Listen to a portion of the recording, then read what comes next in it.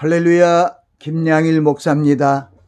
오늘 5분 설교는 회개에 합당한 열매를 맺자 하는 주제로 말씀을 전합니다.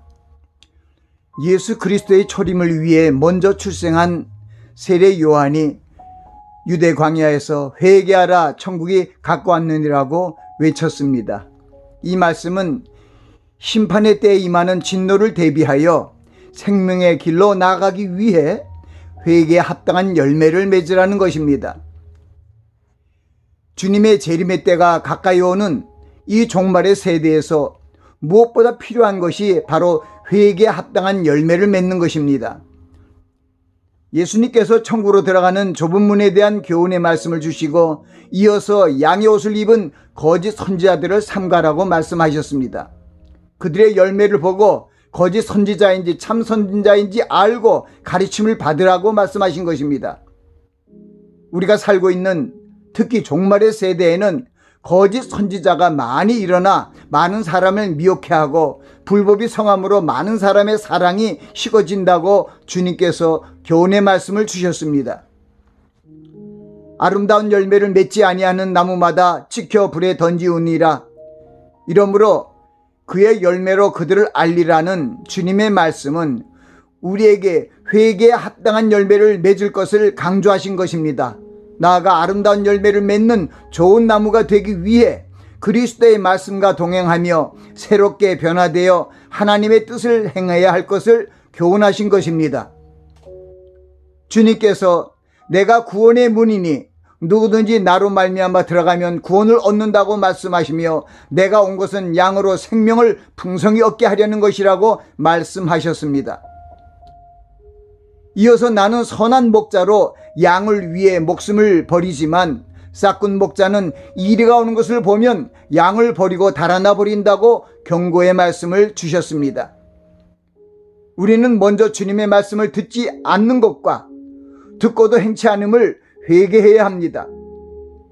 주님의 말씀에 귀를 기울이지 아니하고 교훈을 받지 않는 외식하는 신앙의 모습을 회개하라는 말씀입니다.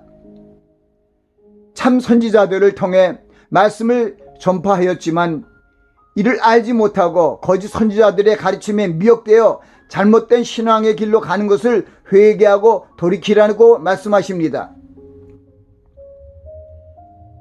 천국 문이 열려있는 이 은혜의 때에 회개하고 열매를 맺는 자가 되어 천국에 들어가야 합니다. 주님께서 10처녀의 비유를 통해 기름을 따로 준비한 슬기로운 5처녀는 문으로 들어갔지만 미련한 5처녀들은 문이 닫힌 후에 기름을 준비함으로 들어가지 못했습니다. 그런즉 깨어있으라 너희는 그날과 그 시를 알지 못하느니라고 교훈하셨습니다. 너희는 여호와를 만날 만한 때에 찾으라. 가까이 계실 때에 그를 부르라. 악인은 그 길을 불의한 자는 그 생각을 버리고 여호와께로 돌아오라. 그리하면 그가 긍휼히 여기시리라. 우리 하나님께로 나아오라. 그가 널리 용서하시리라고 말씀하십니다. 또한 천하의 범사에 기한이 있고 목적이 이를 때가 있다는 전도서의 말씀을 마음에 두시기 바랍니다. 하나님 아버지께서 과실을 맺지 않는 가지는 찍어버리시고 과실을 맺는 가지는 더 열매가 맺도록 은혜를 주신다고 하신 그 주님의 말씀을 듣고 아름다운 과실을 맺는 가지가 되기 위해 힘을 써야 합니다.